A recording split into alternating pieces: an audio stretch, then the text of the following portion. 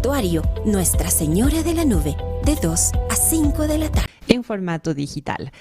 Al momento vivimos un tiempo un poco, quizás se podría decir, cambiante desde distintas perspectivas. Y el día de hoy nos acompañará Gonzalo Ortiz, académico, catedrático y periodista, pues para conversar sobre cuál es la relación entre fraternidad y la actualidad social del Ecuador y el mundo. Les invitamos dentro de pocos instantes más a poder escuchar a nuestro invitado, y a este instante vamos a nuevamente escuchar el himno al Congreso Eucarístico, la oración. Vamos con la oración de nuestro querido Congreso Eucarístico Internacional número 53.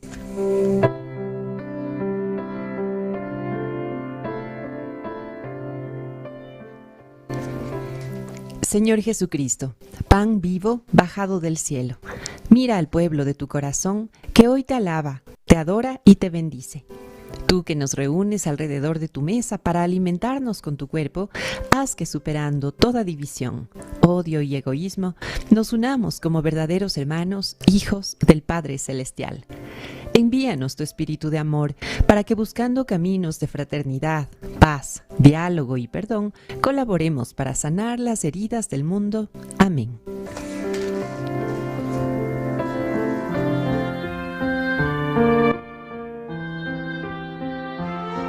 Celestial. Envíanos tu espíritu de amor para que buscando caminos de fraternidad, paz, diálogo y perdón, colaboremos para sanar las heridas del mundo. Amén.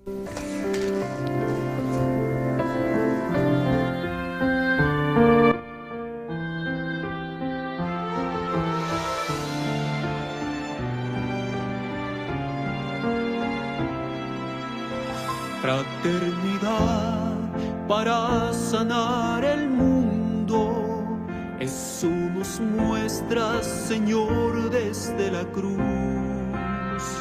Tú nos congregas en torno a tu mesa y nos enseñas al hermano a amar.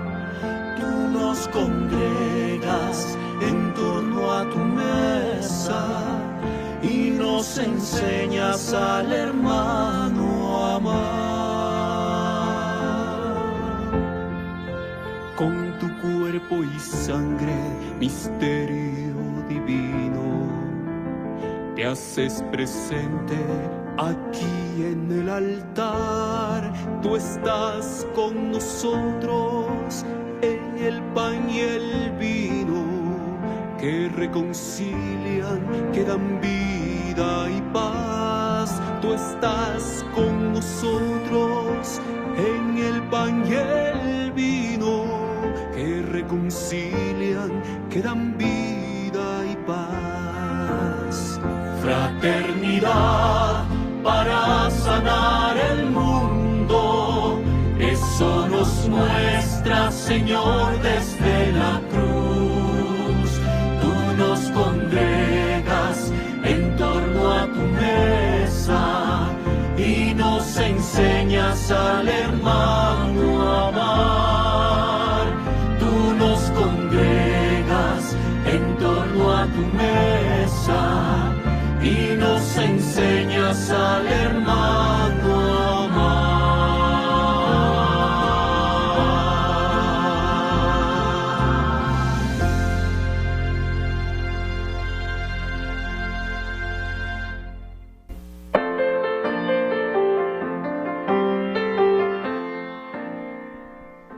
Les invitamos también a nuestros amigos pues a unirse también a todo el camino hacia el Congreso Eucarístico Internacional a través de las plataformas digitales, en Facebook, en Instagram, y también a través de la página web is2024.es. Ahí vamos a encontrar el día a día del Congreso Eucarístico Internacional. Así que bueno, les cuento que durante estos últimos días se han realizado visitas interesantes a diferentes provincias, ciudades del país. El día de ayer, por ejemplo, el padre Juan Carlos Garzón, secretario general del Congreso Eucarístico Internacional, estuvo presente en la ciudad de Riobamba. Esta hermosa ciudad se prepara para Bolívar Piedra Aguirre, quienes expresaron su compromiso para contribuir desde su localidad en la organización del Congreso, animando y promoviendo el mensaje eucarístico y de fraternidad universal que trae consigo este precioso encuentro internacional que se realizará ya dentro de muy poquito en la ciudad de Quito, me salió ahí un verso, en la ciudad de Quito. Recordemos que es del 8 al 15 de septiembre de 2024, este encuentro que no únicamente implica a la arquidiócesis de Quito, sino a todo el país, porque cada diócesis, cada arquidiócesis de la costa, sierra, Amazonía, incluso la región insular, pues todos los fieles, todo el pueblo de Dios y todos quienes creen en la Eucaristía y creen en la fraternidad que es universal, pues están invitados a desde ahora unirse en oración, y quienes pues deseen participar también hacerlo. Recordemos que previo al Congreso Eucarístico Internacional habrá un simposio días antes del mes. Están abiertas ya en la página web también para el simposio y para el Congreso, y habrán delegaciones de diferentes países del mundo. Cada vez hay más personas inscritas y nos emociona puesto que desde diferentes puntos del planeta pues ven a Quito como esa luz, como ese lugar y ese espacio en donde la Santa Eucaristía estará en la mayor relevancia, en el mayor esplendor, tomando en cuenta que durante estos días también habrá una procesión muy especial, muy importante, una procesión del Santísimo Sacramento del Señor por las calles del centro histórico de Quito. Esto será el día jueves, que será en la semana entre el 8 y el 15 de septiembre, es decir, que sería el 12 de septiembre, el día sábado, el 14 de septiembre será, Dios mediante, esta maravillosa procesión. Ahí sí, pues estamos invitados absolutamente todos a participar de esta linda procesión y de las misas de inicio, de cierre, en donde sí habrá concurrencia masiva. Sin embargo, cabe recalcar también que el Congreso tiene un cupo limitado, entonces también es importante que quienes estén interesados puedan visitar la página web y con la debida antelación pues inscribirse dentro y fuera del Ecuador. Contarles además, amigos, que la arquidiócesis de Guayaquil recibió el evangeliario de la diócesis de Santa Elena. El evangeliario, recordemos que es el símbolo del 53º Congreso Eucarístico Internacional. Es la palabra misma del Señor puesta en un precioso evangeliario que está hecho en plata y en oro, con la imagen del Sagrado Corazón de Jesús regalada por San Pablo VI en su momento acá en nuestro país, y está recorriendo las diócesis del Ecuador. Estuvo en Santa Elena y ahora está en la ciudad de Guayaquil, en la arquidiócesis de Guayaquil. Así que les invitamos a quienes en la ciudad de Guayaquil nos escuchan a acercarse para que puedan también leer la palabra del Señor, encontrar un momento espiritual maravilloso, porque inicia este recorrido en la parroquia Santuario Nuestra Señora de la Alborada.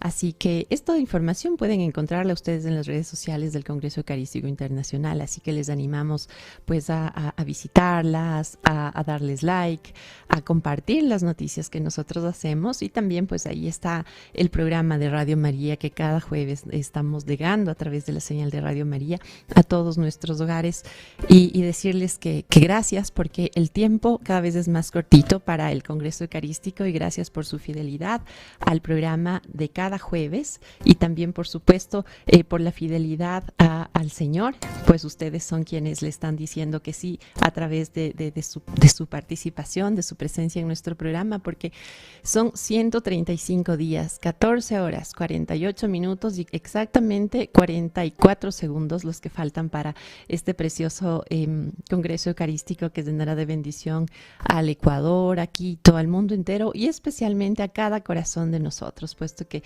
para cambiar el mundo no es indispensable esperar que los gobiernos, que las autoridades, que quizás del otro calle, sino realmente empezar ese cambio desde el fondo de nuestro corazón. Y justo voy a dar lectura al número 3 del documento base. El documento base también es un documento, bueno, valga la redundancia, es un documento que podríamos decir se trata de la columna vertebral del Congreso Eucarístico Internacional.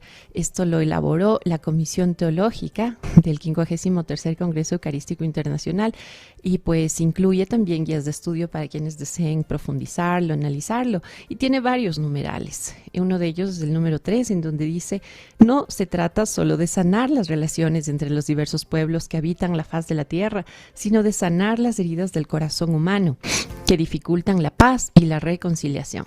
Es necesario darnos cuenta de que estamos en la misma barca, todos frágiles y desorientados, pero al mismo tiempo importantes y necesarios, todos llamados a remar juntos, todos necesitados a confortarnos mutuamente. En esta barca estamos todos.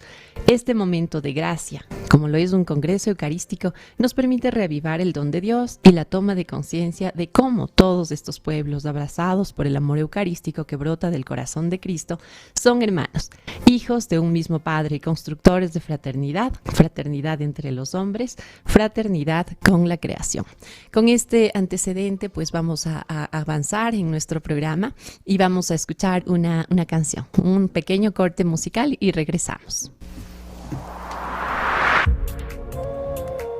Estación Cero. Marco Antonio Spain. Que te canten, oh Señor, los cielos y la tierra, que te alaben todos juntos, oh Señor. Canten himnos, alaben al Señor. Gocen juntos de júbilo a Dios. Para Cristo toda la gloria, cantemos a Dios. Para Cristo toda la gloria, cantemos a Dios. Ecuador y Colombia. Al Dios que da vida eterna, al Dios todopoderoso, que te alaben las naciones, oh Señor. Canten himnos, alaben al Señor. Gocen juntos de júbilo a Dios. Para Cristo toda la gloria, cantemos a Dios. Para Cristo toda la gloria, cantemos a Dios. Gloria para Cristo, todo lo que respire alabe al Señor. Gloria para Cristo, todo lo que respire alabe al Señor. Gloria para Cristo, todo lo que respire alabe al Señor. Gloria para Cristo, todo lo que respire alabe al Señor. Para Cristo toda la gloria, cantemos a Dios. Para Cristo toda la gloria, cantemos a Dios. Para Cristo toda la gloria, cantemos a Dios. Para Cristo toda la gloria, cantemos a Dios.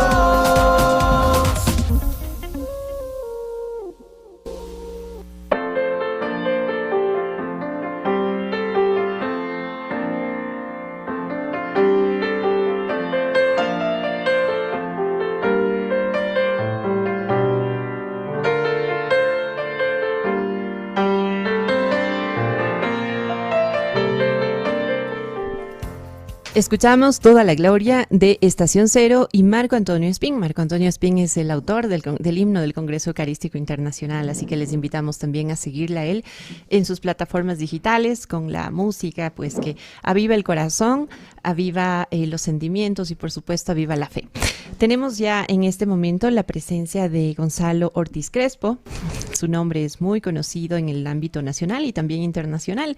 Es un conocido periodista y escritor ecuatoriano, autor de libros de ensayo, historia, periodismo y de 3 novelas que ha tenido también una activa vida pública. Bueno, y ha tenido también una vida activa pública y académica. Sus estudios superiores son en sociología, en desarrollo económico, relaciones internacionales y en las Universidades Central, Católica del Ecuador y el Instituto de Estudios Sociales de La Haya. Ha ocupado puestos públicos entre los que se destacan su reciente desempeño como embajador del Ecuador en Colombia en el año 2023. También ha sido asesor político de 4 ministros de Relaciones Exteriores entre 2019 y 2022, concejal de Quito por 2 periodos, 2002 al 2008, y vicealcalde de la capital en el año 2009. Y durante el gobierno del doctor Rodrigo Borja, secretario general de la Administración Pública entre 1990 y 1992, así como secretario nacional de comunicación entre 1988 y 1989. Es una larga, amplia y fructífera trayectoria de nuestro invitado de hoy, a quien le damos las gracias. También es miembro de número de la Academia Ecuatoriana de Lengua y miembro correspondiente de la Real Academia Española y de la Academia Nacional de Historia del Ecuador. Ha recibido condecoraciones de los gobiernos de Brasil, Portugal, Francia y España. Y bueno, como periodista ha tenido cargos desde cronista hasta director. Fue uno de los fundadores de Diario Hoy, gerente nacional de noticias de Coavisa, director de noticias de Telesistema, editor general de la revista Gestión y director para América Latina de la Agencia Internacional de Noticias IPS, lo que le llevó en su momento a vivir en Costa Rica y Uruguay. Muchísimas gracias, doctor, por acompañarnos en esta mañana. Gracias, Valeria. Mucho gusto de estar aquí. Leíste un currículum ahí larguísimo, lo cual quiere decir para cualquier persona que nos oye que ya soy una persona entrada en años. Entrada en experiencia, diría yo, y entrada también en muchísima capacidad para compartirla. Y bueno, nuestro tema del día de hoy es ver la forma de enlazar a la fraternidad con la política y con la actualidad, no solo nacional, sino también internacional. El tema de la fraternidad es universal. ¿Cómo nosotros podemos vincular la fraternidad en los actuales momentos a las realidades que vivimos? Muchas gracias. Es una pregunta difícil porque la fraternidad como que se contrapondría a la política.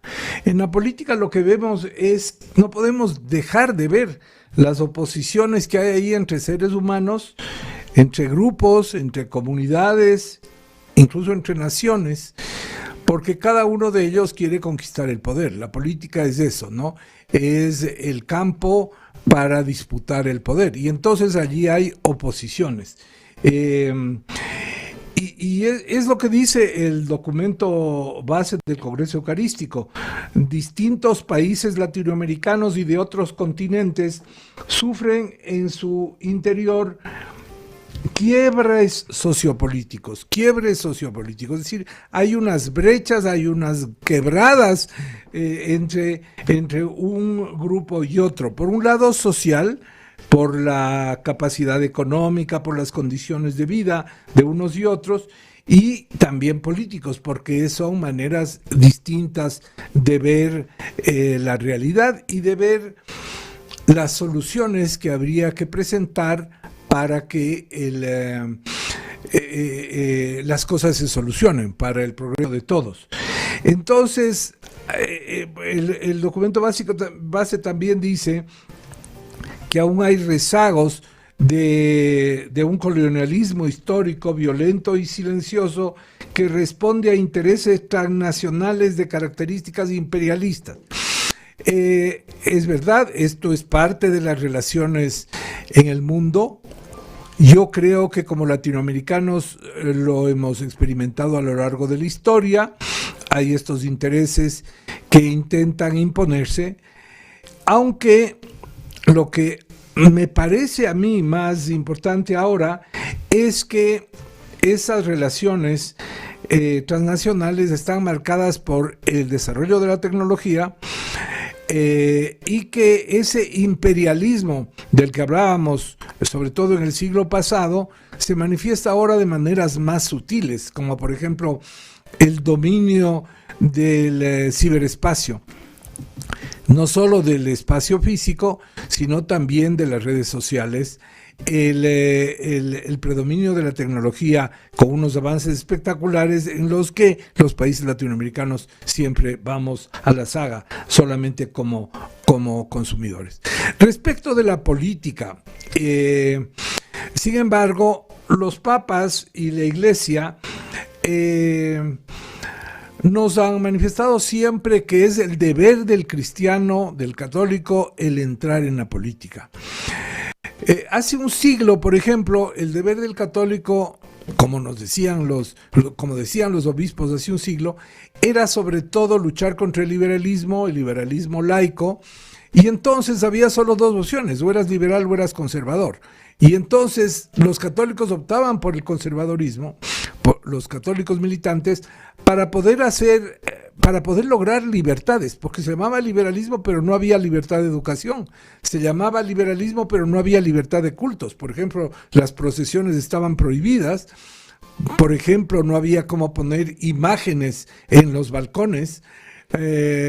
Y muchas otras cosas, ¿no? La educación estaba arrojada, los estudiantes de los colegios, si es que estaban en un colegio católico, tenían que acudir a dar exámenes en un colegio laico, eran objeto de burlas, de presiones, es decir, era una situación muy difícil. Pero las cosas fueron cambiando, tanto en América Latina, con la desaparición del bipartidismo conservador liberal, como por el aparecimiento de otros fenómenos. Por ejemplo, la Revolución Cubana, que causó un remesón en toda América Latina. Pero también la Iglesia cambió con el Concilio Vaticano. Y entonces pasamos de ser naciones católicas como tal a un mundo pluricultural y también pluripolítico, es decir, que había otras opciones. Ya no era el bipartidismo conservador liberal, había aparecido el socialismo, había otras tendencias, y dentro de la Iglesia también empezó a cuestionarse, y el Concilio Vaticano y luego el CELAM, la Conferencia Latinoamericana en Medellín y en Puebla, fueron marcando otro camino, que fue la opción por los pobres. Es decir, para el católico se convirtió en una regla ya no el luchar contra el liberalismo, sino el optar por los pobres, el luchar para mejorar las condiciones en que vivían los pobres. Luego creo que hay un campo, yo tendría que conocer más, pero de lo que conozco, triunfa más bien una teología argentina dentro de la Conferencia Episcopal Latinoamericana, que ven el pueblo de Dios, más que los pobres como tal, el pueblo del Dios, la totalidad del pueblo, como llamada a esa redención, un pueblo que tiene que ser unido. De ahí el énfasis que la Iglesia pone también en integración de América Latina, un pueblo que tiene un destino por su cultura y que reconoce la pluralidad de culturas dentro de sí, es decir, la riqueza de las culturas indígenas, la necesidad de dialogar con ellas, y ya no es tanto el énfasis como en Medellín en los pobres, sino que en Santo Domingo y en Aparecida es más bien esta tendencia, que curiosamente es la tendencia del Papa Francisco, porque ya como cardenal Jorge Bergoglio, sobre todo en Aparecida, pero antes ya marcaba esta pauta de esta visión más continental, el respeto a la pluralidad de las culturas y la necesidad de actuar, sí, a favor de los pobres, pero viendo también la totalidad del pueblo de Dios. Uh-huh. Y bueno, hay ocasiones en las que se dice que en reuniones familiares hay que evitar hablar quizás de política y de religión u otros temas que pueden ser álgidos. Sin embargo, ¿cuál es la relación?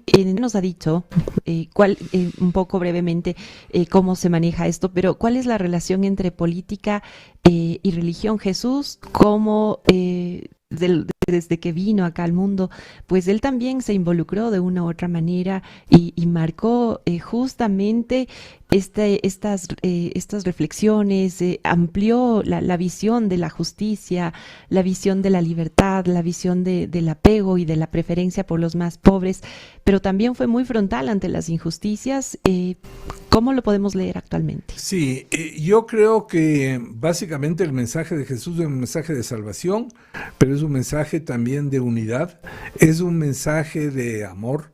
No es fácil, en política la palabra amor es una cosa prohibida, digamos, porque la política es rivalidad y una rivalidad a veces a cuchilladas.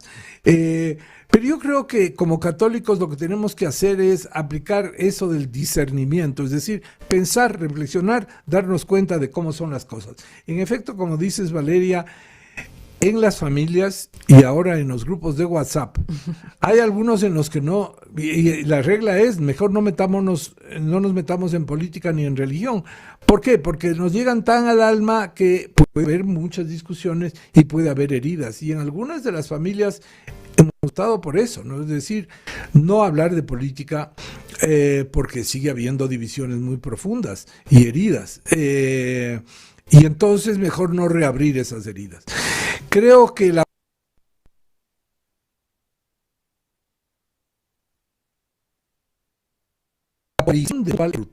son solo matices que nos diferencian, sino que hay una polarización, estás a favor o en contra. Y es una polarización que se ve hoy mismo en España, por ejemplo, una cosa insólita, el presidente ha dicho ayer miércoles que se va que cancela su agenda en estos días y que el lunes va a avisar si sigue gobernando o no. Pero porque él se ve abrumado por los ataques, él dice que es una operación de acoso y derribo por tierra, mar y aire que le ha hecho la oposición del Partido Popular y de Vox. Esta polarización en América, en España ya parece la de América Latina, pero démonos cuenta que también hay eso en Estados Unidos. La locura a la que llegan los partidarios de Trump, que en enero, el 6 de enero famoso del año 2021, atacaron el Congreso porque ellos simplemente negaban que Biden hubiera ganado las elecciones. Ellos creían que el presidente legítimo era el señor Trump, que había ganado las elecciones, lo cual no decían las autoridades electorales, y querían imponer por la fuerza al Congreso de los Estados Unidos que reconocieran a Trump como presidente. Eso nunca se había visto en los Estados Unidos y a eso hemos llegado. O sea, estamos viviendo una época de polarización que además ha llevado a extremos de guerras. La guerra de Ucrania, la guerra de Gaza y otras guerras que hay en el mundo, Sudán, y otros países en el África, nos hacen pensar que no hay, que está muy lejos de esa fraternidad que hay que construir. Pero bueno, al cristiano no debe causarle esto un despecho o un deseo de renunciar a luchar por la fraternidad. Yo creo que la paz, la reconciliación es clave como misión del cristiano. Hay que curar esas heridas, hay que sanar esas heridas del corazón humano, de que estamos todos en la misma barca, como dice la Biblia y como dice también el Congreso Eucarístico, que todos somos frágiles, que todos estamos desorientados, nadie es dueño de la verdad, pero al mismo tiempo que todos estamos llamados a remar juntos, ¿no? A todos necesitados de confortarnos mutuamente, es decir, en esta barca estamos todos y tenemos que seguir en ella para poder llegar a algún puerto. Y entonces el Congreso Eucarístico viene a ser como un momento de gracia, de unión, de renovar el don de Dios y la conciencia de cómo estamos construyendo, no solo en el Ecuador, sino como tú decías, en América Latina y el mundo. Sí, justamente lo que usted acaba de manifestar, por ejemplo, en el número 7, en el numeral 7 del documento base, dice, hay un mundo herido que nos precede, un mundo con heridas que aún siguen abiertas y supuran. Desde los albores de la historia humana hay encuentros y caminos que se han manchado con el derramamiento de sangre. Hasta nuestros días, los frágiles, los pequeños, los vulnerables, los descartables son excluidos del bien común, de la justicia social, de la libertad y de los derechos humanos. Son excluidos de la tienda del pan que se comparte, de la casa común que nos alberga como hijos y hermanos. Atentar contra el hermano es siempre un atentado contra la casa común, que es la creación. Ahí cierro comillas en el del numeral sí, el documento base. Pero ¿cómo podemos nosotros entender la fraternidad, por ejemplo, en la situación actual que vive el Ecuador? Hay heridas muy abiertas, hay circunstancias difíciles. ¿Cómo podemos construir como ecuatorianos en los actuales momentos esta fraternidad? Sí, esta fraternidad está acosada, golpeada por la acción del crimen organizado. Y es obvio que eso perturba, hiere, incluso genera miedo en las familias, ¿no? Y entonces yo creo que hay una demostración de unidad, de apoyo al presidente, como lo que se vio el domingo al votar sí por todas las juntas de la seguridad. No es que nos guste la mano dura, pero al ver el inmenso desafío que el crimen organizado presenta al Estado y a la familia y al país como tal, pues hay que luchar. Lamentablemente hay que luchar contra ellos porque ellos se han salido de la fraternidad. La Iglesia nos enseña y el Papa Francisco insiste en que hay que ensanchar la tienda. Hay que ensanchar la tienda para que entren todos. Y él habla mucho de la periferia y de los marginados. Y en parte eso es lo que ha pasado. Es decir, jóvenes que no tienen futuro alguno, sobre todo después de la pandemia, que no encuentran trabajo, han encontrado trabajo en las bandas. Un trabajo tremendo, un trabajo difícil, un trabajo que tiene riesgo de muerte, pero que les permite vivir e incluso volverse ricos, si es que les va bien, a base de la violencia, ¿no? No justifico, pero eso es una explicación de por qué, como dicen algunos de los expertos, hay 50,000 miembros de las bandas. Entonces es el mayor empleador del Ecuador, mucho más que los grandes supermercados o las grandes empresas que tienen cantidades de empleados. Esto es lo que hay que solucionar. Lo que hay que solucionarlo de fondo es que ellos no tienen otra perspectiva de vida, que hay que darles otra perspectiva y, por cierto, hay que cortar las cadenas del narcotráfico. Es decir, hay que seguir luchando contra las bandas que, como nos damos cuenta, no son del Ecuador.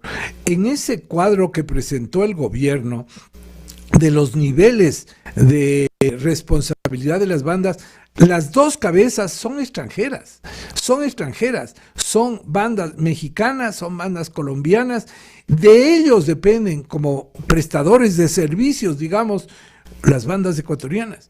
Y dentro de las bandas hay esas divisiones, algunos ofrecen más logística, otros ofrecen más seguridad, otros están dedicados a la venta, al menudeo de la droga. Y entonces es una aventura criminal que no podemos permitir que prosiga. La fraternidad solo podrá darse cuando hayamos solucionado este gravísimo problema de la seguridad. Y el pueblo ecuatoriano está unido, le ha dado un respaldo muy grande al gobierno, sobre el 70% en la mayoría de las preguntas. Y entonces este es un primer paso en el Ecuador. Pero luego hay que construir alternativas viables, alternativas humanas. Por ejemplo, ¿cuál es el plan después de la pacificación? ¿Cuál es el plan para la rehabilitación? El Papa ha visitado cárceles, visitó una cárcel en México, me acuerdo, cuando visitó México, y en Italia ha visitado, ahora acaba de estar en la Pascua en una cárcel de mujeres. ¿Por qué? Porque el cristiano cree en la posibilidad de la de la rehabilitación. No podemos decir son malos y está bien que les pase todo lo peor. No, podemos creer que el corazón humano puede llegar a rehabilitarse, a resurgir. Entonces hay que darles alternativas, porque si no, las cárceles son las mayores universidades del delito. Hay que creer en la rehabilitación, darles alternativas de vida, darles oficios, darles otras perspectivas. Como les dijo el Papa en la cárcel de México, ¿no?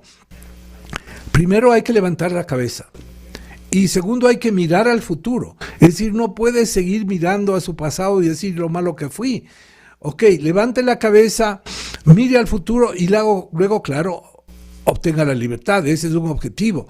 Obtenga la libertad, pero para hacer una vida diferente. Ver al futuro como una persona digna, como una persona humana, una persona que se compadece de los demás, que no trata de matarles, explotarles y robarles.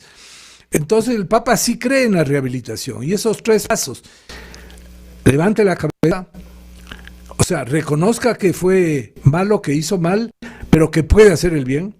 Mire al futuro, un plan de vida distinto, y consiga la libertad y hágalo así. Esos son los 3 pasos que el Papa habló en esa cárcel en México, y lo recuerdo claramente porque es un momento de reflexión. Por otro lado, la política se hace en el día a día, y hemos visto que en la política se ha llegado al otro extremo malo, que es la corrupción. La corrupción es pésima para el país, para cada uno de sus miembros, porque roba recursos que son del pueblo. Uno dice, no, es que Odebrecht les pagó. No, Odebrecht no les pagó de su plata, es plata del pueblo que debía haber ido a obra pública y que les pagó en coimas y que les pagó en sobornos. Acaba de ser condenado en Miami el señor Carlos Pollitt, que era el contralor, el que debía cuidar de que se empleen bien los fondos públicos. Fue un ladrón, como acaba de mostrarse ya no en el Ecuador, sino en los Estados Unidos. Y entonces tenemos que limpiar también esa corrupción para poder seguir adelante, para que la función pública no sea ocasión de enriquecimiento, sino de servicio. Así es, y gracias realmente por hacernos este breve resumen de la realidad actual, porque justamente hay que mirarla, hay que verla, pero también hay que trabajar desde cada uno para que pueda ser cambiada y renovada con una visión, por supuesto, de fe. Vamos ahora a un pequeño corte musical y continuamos.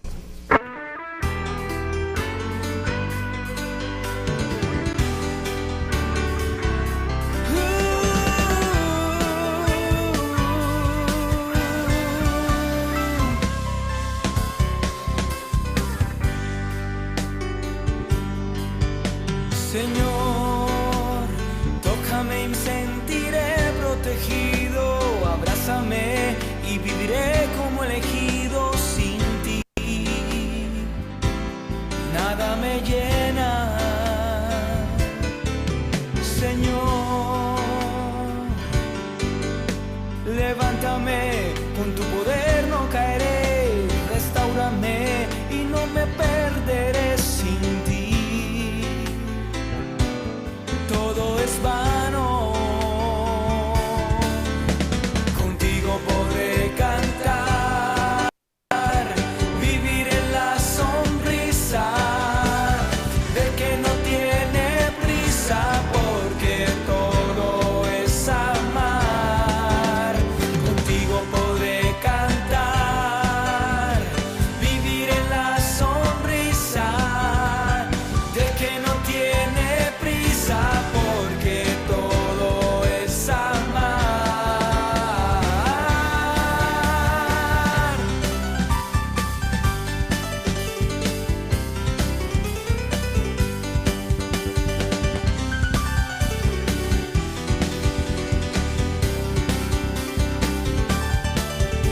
Señor, mírame, necesito sentirme amado. Háblame, quiero ser valorado. Sin ti no hubiera vivido. Señor, levántame, con tu poder no caeré, restáurame y no me perderé. Sin ti todo es vano, y contigo podré cantar, vivir en la sonrisa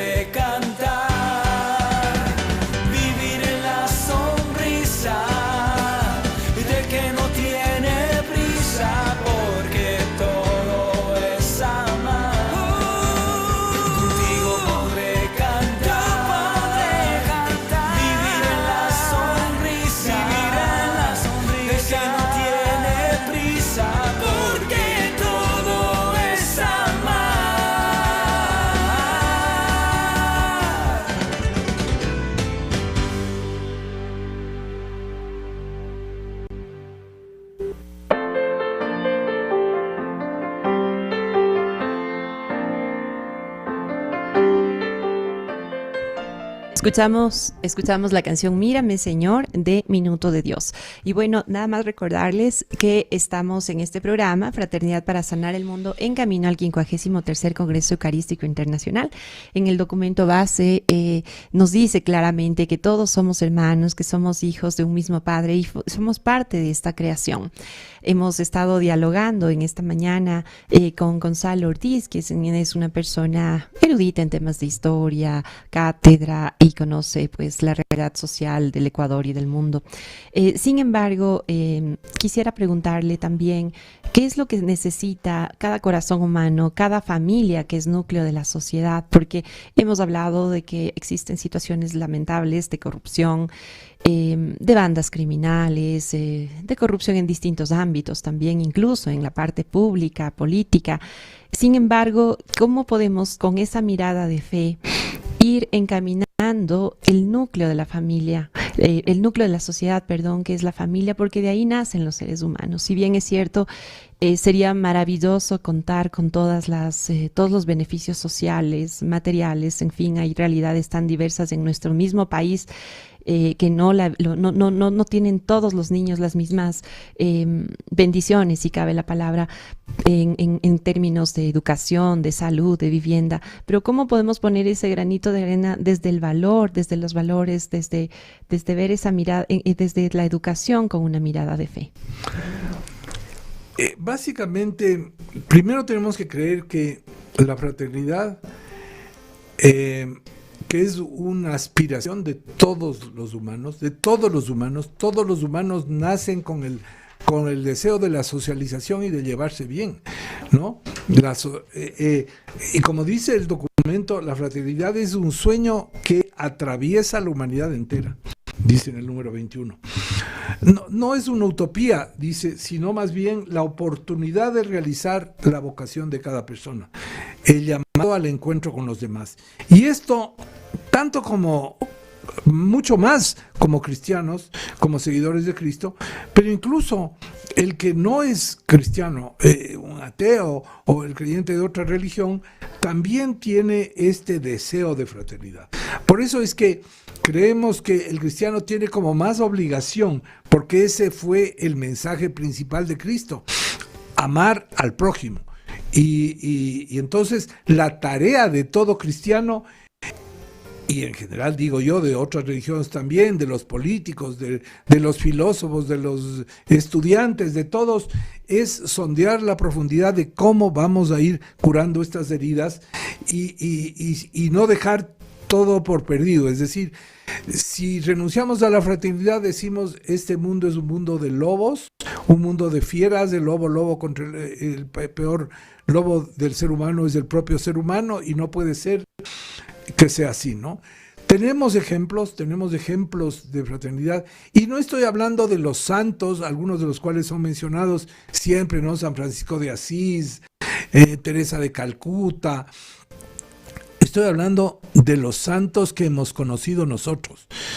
Yo, por ejemplo, estoy absolutamente seguro que Isabel Robalino fue una santa. Y creo que Julio César Trujillo, con todo su mal genio a veces, era un santo. Murieron en estos años y fueron parte de la Comisión Anticorrupción y han tenido unas funciones. Últimamente se vio mucho por el tema del Consejo Transitorio, la Comisión Anticorrupción, pero no, hay que ver la vida entera, ¿no? Yo no estuve siempre de acuerdo con Isabel. Yo tuve serias diferencias en la Universidad Católica cuando yo era estudiante, ella era profesora, y luego cuando yo llegué a ser profesor de la Católica, profesor de la Facultad de Derecho, una vez tuvimos un tremendo en un consejo de facultad, ¿no? Pero yo lo que reconozco en Isabel es esa consagración de la vida entera hacia los obreros. La entrega de su dinero. Él es la que financió la Comisión Anticorrupción. Si no hubiera sido por el dinero de ella, no funcionaba esa comisión.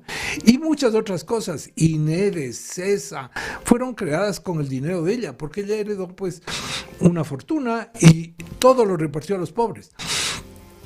Y gente como Julio César Trujillo, y otras personas más cercanas y demás, que para qué mencionar, pero son santos que están en la vida de nosotros.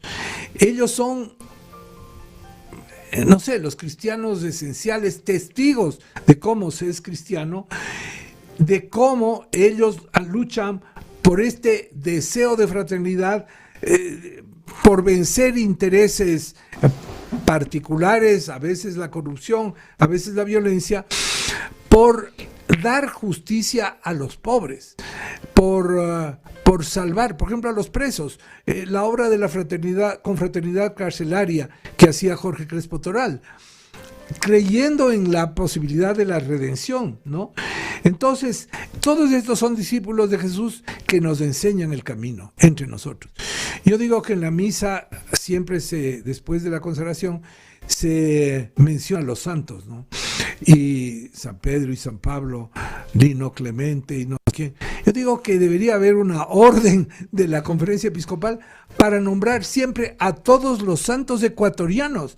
Santa Mariana de Jesús, Narcisa de Jesús, del hermano Miguel, son la Beata Mercedes de Jesús Molina, son ejemplos de ecuatorianos que han dado su vida por Cristo y por los demás, que no se han sometido a las reglas del que dirán, que no han tenido miedo, que han ido adelante. Entonces siempre deberíamos pensar que el ecuatoriano de por sí tiene una riqueza espiritual, que ha dado unas personas ejemplares al mundo, y que tenemos que seguir su ejemplo. Parece que tenemos una llamada telefónica. Buenos días. Muy buenos días. Buenos días, señor panelista. Luis Guerrero le saluda. La santidad es algo que debemos respetar con extrema ética.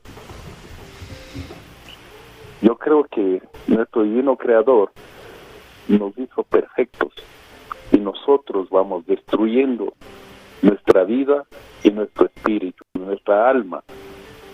Pero cuando oigo que santifican a gente que vendió la patria, por Dios, muy amable, gracias, señorita.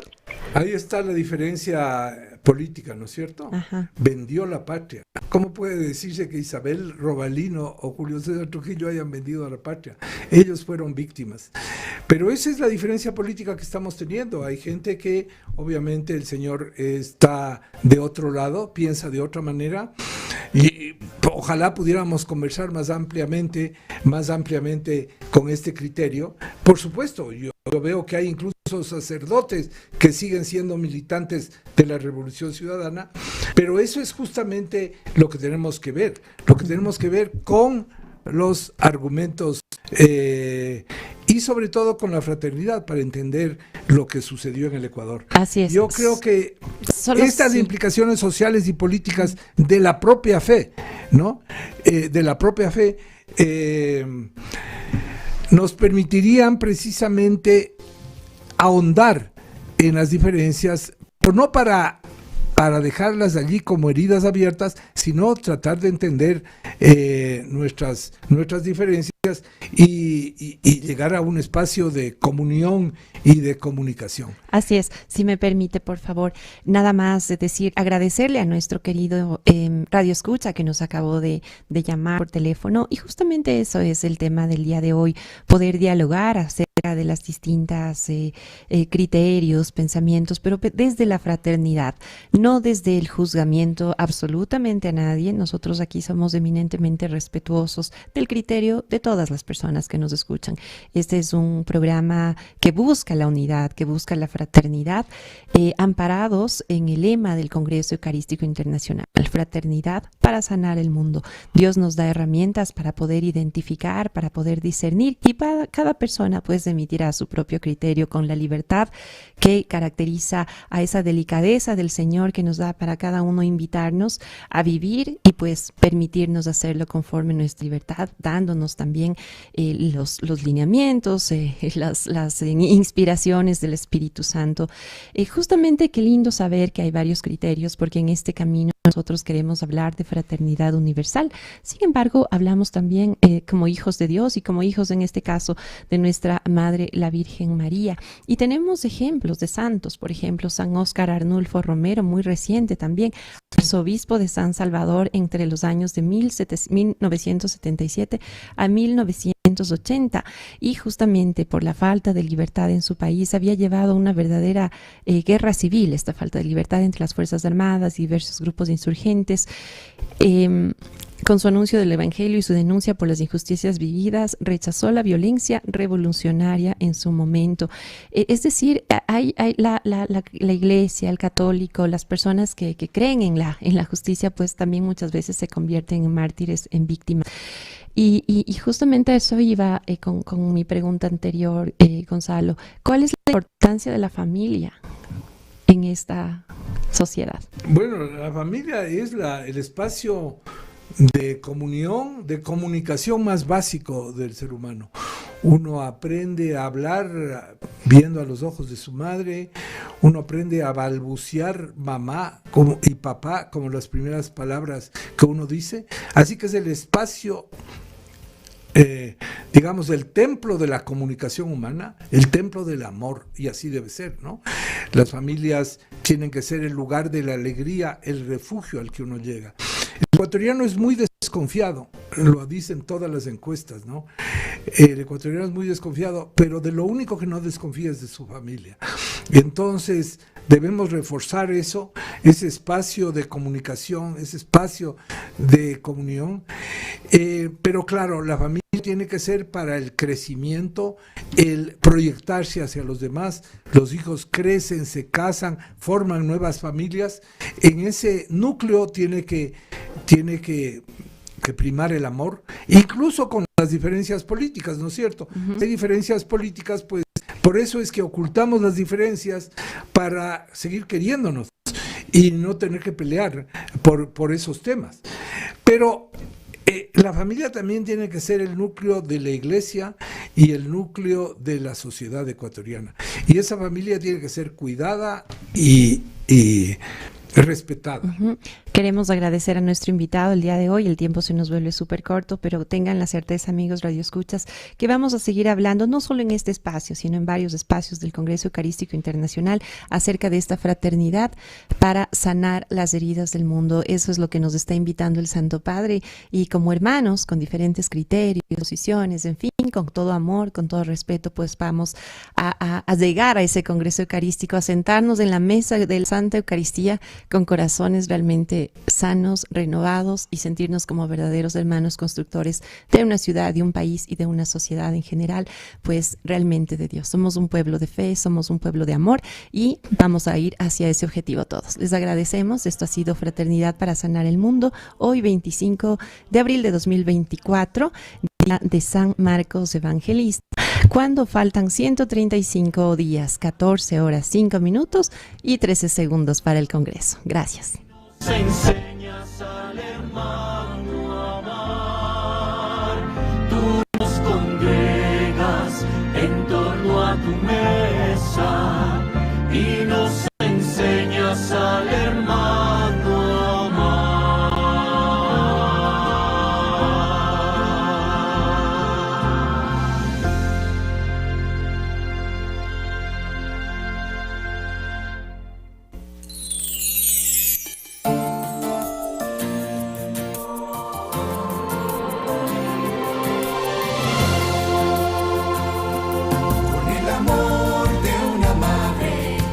Misericordia de su Hijo nos acompaña 24